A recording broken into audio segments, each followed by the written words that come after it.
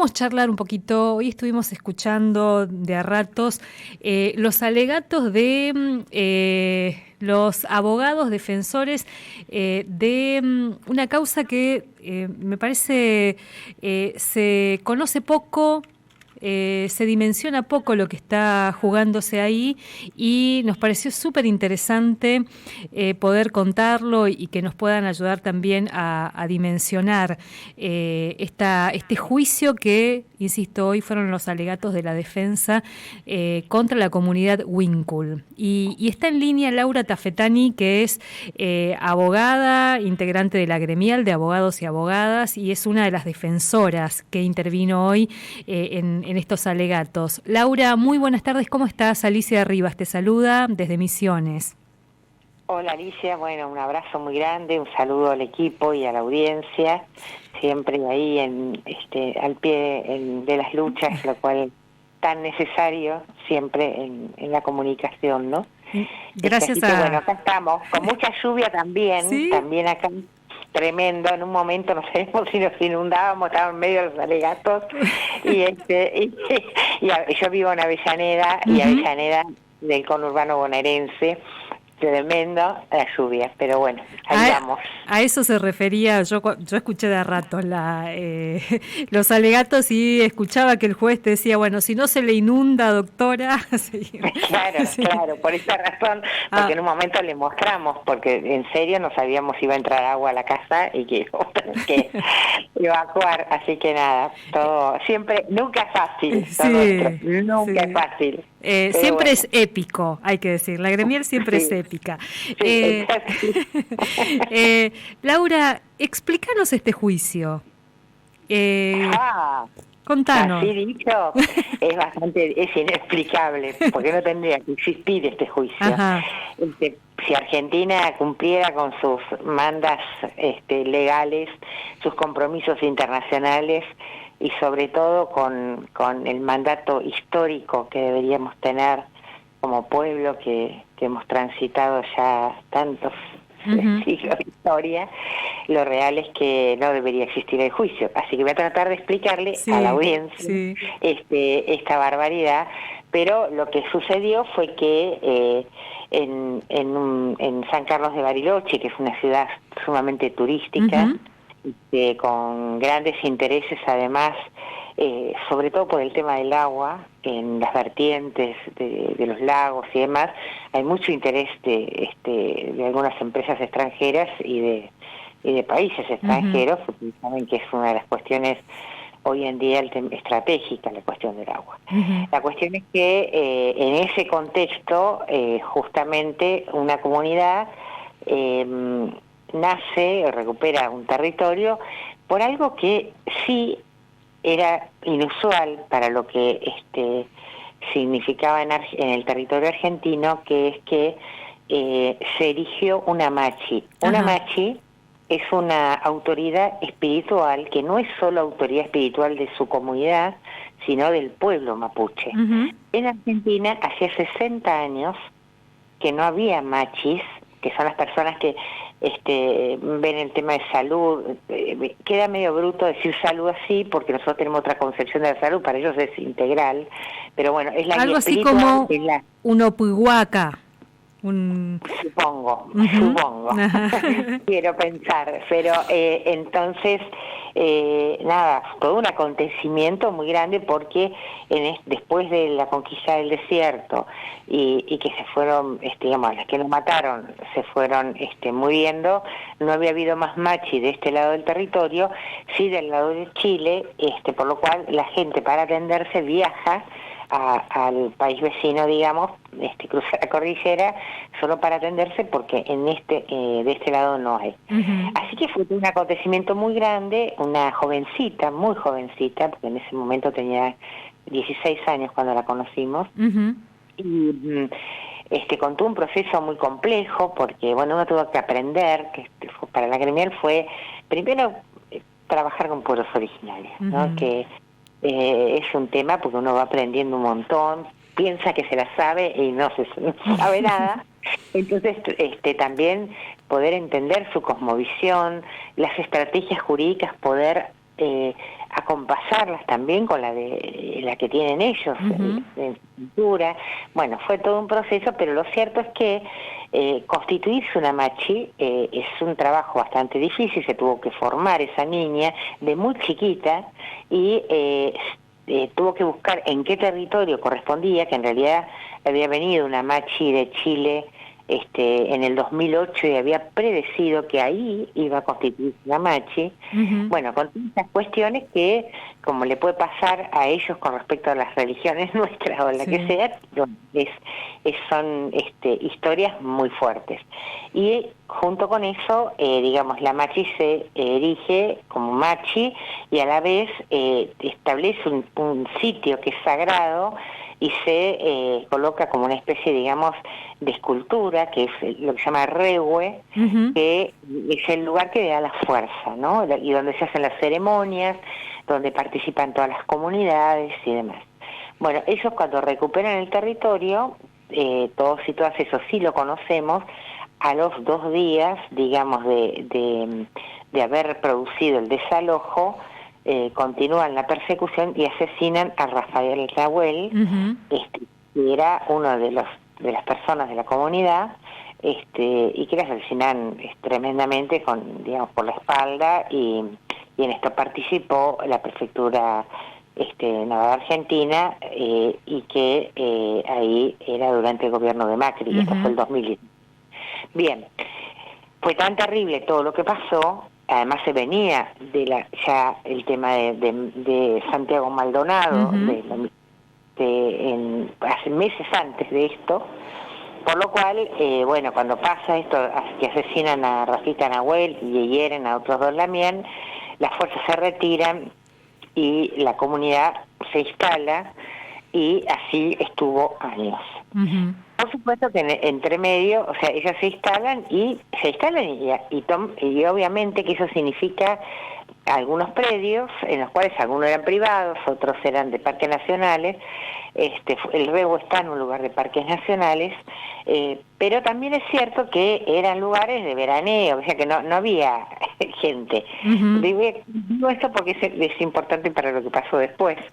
La cuestión es que obviamente que todos los sectores más supremacistas o los que tienen grandes intereses económicos empezaron a atacar a la comunidad. Primero, la fiscalía, que fue la primera en que todo quiso judicializarlo. Cada vez que intentábamos establecer instancias de diálogo, después vino el gobierno de Alberto Fernández, que en la primera etapa con Sabina Frederick en el Ministerio de Seguridad se intenta y se logra, digamos, avanzar en un diálogo. El Estado por primera vez reconoce el conflicto territorial, pero la justicia iba por su lado siempre obstaculizando, generando situaciones, por ejemplo, establecer una inspección ocular con todas las fuerzas de seguridad cuando estaban trabajando en diálogo, ¿no? O sea, todo el tiempo fue así, y se fueron generando causas como individualmente por cada terreno, porque esa es la mirada nuestra, digamos. Para ellos es uno solo, digamos, no están mirando ni es una inmobiliaria que va tomando terrenos y lo va loteando, digamos. Pero bueno, la historia es que, esos juicios estaban, mientras íbamos paralelamente luchando por esta cuestión de mesa de diálogo, finalmente logra imponerse de algún modo la reacción, y inventan, eso es lo que hoy en los alegatos nosotros planteamos. En realidad se quema una casilla de Gendarmería Nacional en uno de los terrenos que no estaba en discusión, o sea, no estaba ni recuperado por la comunidad, ni, digamos, había habido una situación con ese vecino, que quiero aclarar, estos vecinos, que todo el tiempo se hablaba de los vecinos de Villa Mascardi, que estaban asolados, todo lo demás, estamos hablando de vecinos que viven en San Isidro, en Buenos Aires, y que tienen sus tierras ahí que eran para veranear, pero que inclusive una vez después se fue enterando a través del juicio que ni siquiera eso, porque había algunos que hace 2 años que no iban los propietarios, otros, bueno. Obviamente que no estaba haciendo la realidad que habían mostrado. Entonces, sucede esto en uno de los terrenos que curiosamente había un puesto de Gendarmería Nacional en un terreno privado. Y ya eso está contra prohibido, bueno, en este caso sucede porque ese es el poder real, ¿no? Que existe por detrás. Entonces, ¿qué intereses custodia también, no? Nuestra Gendarmería. No, tal cual, porque además, digamos, ¿no? Que ni siquiera podés decir que hay ahí algo, no. Era una casita de uno de estos tipos, digamos, ¿no? Bueno, la cuestión es que supuestamente la atacan, la incendian, y con esa excusa hacen un desalojo, pero de todos los otros predios también, que tenían otros jueces, en el caso de uno de ellos, que tenían su juicio, uno estaba a punto de ser elevado a juicio, el otro estaba con la declaración indagatoria. Una cosa de locos, hicieron ese allanamiento sin decir nada a la defensa. Obviamente impusieron la ley de seguridad interior y pusieron secreto sumario y hicieron ese violento desalojo que fue tremendo, que además los niños corrieron un riesgo terrible, no respetaron ni el protocolo que existe para estas cosas. Los chicos, hubo niños que estuvieron perdidos todo el día en el bosque hasta la noche que los pudieron rescatar. Unas cosas que se veían, Romina Rosas embarazada a punto de parir, viviendo todo esto. De verdad que fue una cosa tremenda. Las encarcelaron, 8 meses las tuvieron presas, 8 meses, por un delito escarcelable como es la usurpación. Inclusive algunas de ellas fueron trasladadas a Buenos Aires, a Ezeiza. Contaron en el juicio las vejaciones que vivieron, o sea, las requisas, desnudarlas, un atentado contra el pudor, es una cosa tremenda. Y además porque recuerda, otra vez los viejos recuerdos de campaña del desierto cuando los traían acá a la isla Martín García, ¿no? Pero bueno, todas estas cosas que fueron sucediendo terminaron que finalmente, bueno, ellos recuperaron todas sus tierras, las devolvieron a sus supuestos dueños, y entonces el juicio que ya estaba elevado en su momento, que por eso digo que había otro juez, que por eso es tan ilegal todo lo que pasó, en ese juicio ya tuvimos el juicio y condenaron a las Lamien con 2 años, se me está pelado, pero las condenaron en ese juicio. Y ahora hacen un segundo juicio que es más de lo mismo, por eso nosotros denunciamos que esto en realidad estaba haciendo enjuiciar por lo mismo 2 veces, ¿no? Lo que nosotros se llama en el derecho non bis in idem, porque está prohibido que te juzguen 2 veces por el mismo hecho. Porque, ¿qué pasa? Te agarran otro terreno del Parque Nacional y te dicen, acá esto es una usurpación independiente. Y no es así. Entonces este juicio, pues digo que nunca debió haber existido ese desalojo de esa forma, nunca debió ahora hacerse un juicio aparte. Entonces dicen, uno es el ex Hotel Mascardi, que sería, porque en ese lugar había un hotel, sería un juicio. El otro es La Escondida, que es un predio privado, o sea, todo separado, por lo cual consideran que cada uno es un delito y suman las penas. Entonces, la acusación terminó pidiendo condena de todas a 4 años, digamos, estoy simplificando, porque 3 años y 8 meses, pero casi 4 años de prisión efectiva pidió la Fiscalía para los miembros de la comunidad. Laura, pensaba un poco mientras describís todo esto, pensaba desde nuestro territorio también, ¿no? Nosotros tenemos en Misiones, hay cerca de un poquito más de 130 comunidades, 133, si mal no recuerdo. Muchas de ellas están también en pleno proceso de reclamar sus territorios, digamos, reclamar en algunos casos la registración comunitaria y todo un proceso ahí. Y lo que implica, porque hay algunas que están discutiendo con empresas forestales, con una serie de cuestiones, lo que implica ahí cómo fueron ensayando el rol del Estado también en contra de los pueblos indígenas en este caso. Es que en realidad en ese momento la persecución está siendo tremenda. tengan papeles, no tengan papeles, hayan ido de buena manera, hayan ido de mala manera, digamos, uno hoy puede constatar con todos los juicios en el sur, por lo menos que es lo que nosotros más manejamos, puedo imaginar el norte por lo que se vivió con Jujuy hace mucho y lo que está pasando, y uno se va enterando así muy aisladamente, porque esa es otra de las cuestiones, digamos, obviamente se silencian todas estas situaciones, pero lo real es que está habiendo una avanzada grande, que por eso es tan importante entender que estas no son luchas de los pueblos originarios, después las otras son de medio ambiente, las otras son nosotros tenemos necesidad, aquellos y aquellas que peleamos por transformar este país, ¿no? Por pensar realmente que tiene que haber una oportunidad en nuestras tierras, que tiene todo para que seamos felices, para que tengamos todo, y que entonces la única manera que vamos a poder salir de esto es comprender que está habiendo una ofensiva muy grande, que es mundial, no es solamente argentina, porque el capitalismo, como un sistema que es uno de los sistemas más crueles que ha dado la humanidad, está en crisis, está en una crisis además que es inédita, inédita en la cantidad de años que le lleva sin poder resolverla, que generalmente en estos casos se termina resolviendo con una guerra, desgraciadamente, esa ha sido la experiencia pasada, pero lo real es que en esa crisis la necesidad de lo que llaman ellos recursos naturales, nosotros llamamos bienes comunes, son imperiosos, ¿no? Todo esto de las tierras raras, el litio, para el sistema de producción que han establecido, esto es necesario. ¿Quiénes están en esas tierras? Los pueblos originarios. Sí.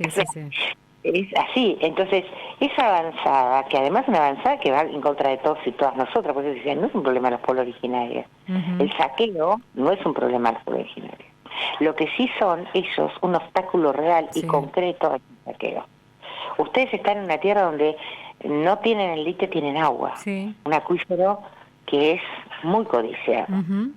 Entonces, igual que el sur, ¿no? El sur también tiene esa parte, que en Bariloche está claro que tiene que ver con eso, mucha de digamos, todo lo que es el crecimiento.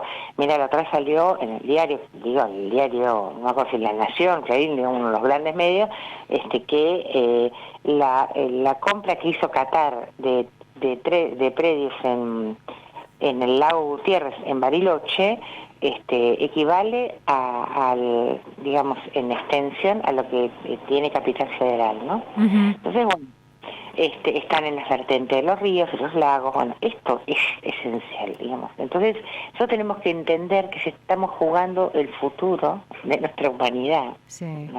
No, y en eso está bueno lo que planteas, porque cuando uno habla también con referentes de distintos pueblos, y acá en Misiones lo hemos también experimentado con esto que vos decís, son como el límite para ciertas avanzadas, porque todavía pueden seguir reclamando que antes de avanzar sobre sus territorios tiene que haber una consulta libre, previa, informada, que a pesar de los intentos, acá inclusive el gobierno provincial está ensayando una interpretación de lo que es una consulta libre, previa e informada, bastante amañada, digamos, pero bueno, son claramente en el territorio ese límite necesario a todo este avance. Es que la realidad, digo, si nosotros no volvemos a unir esto, porque si no la gente no entiende y piensa y dice, bueno, pero ¿por qué los derechos no se cumplen, no? Como si fuera algo. Entonces, nos han acostumbrado a que pensemos en esos términos. Nosotros tenemos que pensar en términos de vida, no de derechos, porque en realidad lo que rige al ser humano son las necesidades que tiene, que después se convierten en derechos después de pelear, pero no es el derecho, es la necesidad. Y la necesidad de nuestro pueblo es realmente vivir de otro modo al que está viviendo, ¿no? Entonces, el tema de los recursos, en términos de ellos, los bienes comunes nuestros, está claro que es muy necesario que lo tomemos en serio, pero que además tiene que ser esos puntos de intersección. Yo lo digo porque, por ejemplo, con el tema de las comunidades de pueblos originarios, pasó que con los trabajadores de parques nacionales terminaron enfrentados. Sí. Y hoy el gobierno nos está haciendo pelota a los parques, sí. O sea, obviamente, pero no había puente que pudiera ser posible de construir. Totalmente. Entonces, nosotros tenemos que revisar todas estas cosas, de cómo volvemos, no cómo volvemos, ya cómo lo hacemos, porque yo creo que en ese sentido, no sé si en algún momento esto existió. Pero este proceso de recuperación de identidad que están haciendo muchos de los pueblos originarios, otros vinieron resistiendo de otro modo, digo porque el norte en eso es distinto, el sur perdió hasta su lengua, fue tan tremenda la campaña del desierto que le sacó hasta su lengua, entonces su proceso es lento, pero avanza. Pero además está muy ligado a esto que está en disputa, que es el territorio. Acá podemos decir, las comunidades Mbuga guaraní en su territorio conservaron la lengua, conservaron la comunidad en sí en territorio, que es por eso es tan vital la pelea por ese territorio, ¿no? Tal cual. Entonces, por eso digo, con sus particularidades, porque las historias son distintas, sí, nosotros tenemos que volver a unir esos pedacitos rotos de nuestro país. Y en eso, por eso, en estos juicios, en estas cosas, lo más importante es cómo volvemos a reconstruir eso, porque la gremial eso siempre lo tuvo claro. Los problemas son políticos, generalmente no son jurídicos, y se resuelven en el terreno político. Entonces nosotros acompañamos desde lo jurídico para acompañar esa lucha, que la lucha sea en el terreno. Entonces es muy importante poner el centro donde debe ir, que es el lugar del poder. No deja de ser el lugar concreto donde la gente, si se revela todo lo que pasa y va uniéndose, tiene un peso de poder mucho mayor que el que puede tener, digamos, el sistema. Laura, entonces, hay que construir esa fuerza, sí, ¿no? Totalmente. ¿Y cómo sigue? Porque terminaron los alegatos de defensa, dirían los abogados. ¿Cómo sigue esta...? Bueno, ahora el 26 van a dar las últimas palabras, digamos, los imputados. Sí. Hay un proceso de dúplica y réplica, que eso es, la Fiscalía va a contestar, y ya hoy adelantó además que iba a contestar un cuestionamiento mío en particular que tiene que ver con que Betiana era menor de edad al momento que sucedió esto, y que la Fiscalía planteó una cosa de loco, porque en la vida, ¿viste eso? De que no se aplica porque como se trasladó en el tiempo, ella fue mayor después. Ahora ya es grande. Bueno, no, es una cosa tremenda. Bueno, eso y el INIDEM, digamos, todo el juicio que pidió mayor explicación, por lo cual presumimos que estas dos cosas las va a discutir, nosotros después las podemos contestar porque siempre la última palabra la tiene la defensa en estos casos. Y tienen las últimas palabras, las lamían y lamían se me hizo la Matías Santana, y luego el juez da el veredicto significa que va a decir si piensa que son culpables, de qué delitos son de los que considera que son culpables y las penas. Y después, en 10 días, de días hábiles, tiene que sí o sí comunicar los fundamentos de por qué toma esa decisión. No, el día ese solamente es eso, es qué delito, si las condena o no, y la pena. Y el monto de pena. Y el monto de pena. Laura, bueno, mil gracias por este tiempo, por explicarnos también lo que es difícil de explicar. Muchas gracias. Muchas gracias a ustedes y un abrazo muy grande a todos y a todas. Muchas gracias, hasta luego. Laura Tafetani, abogada, integrante de la gremial de abogados.